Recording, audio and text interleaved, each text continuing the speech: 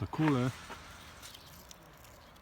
Tole so cvetovi putine, Sidonije oblonga, ker je pač še jutro, cvetovi niso odprti, ampak so kar veliki cvetovi.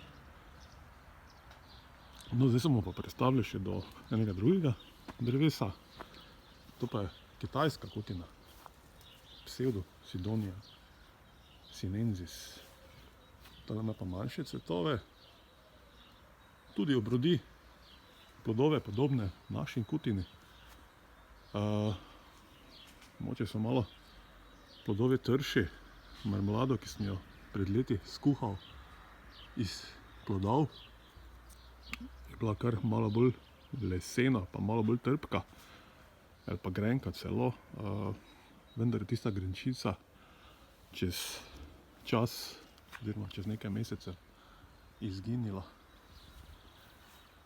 So pa taki lepi vijolični cvetovi in predvsem manjši od naše kutine.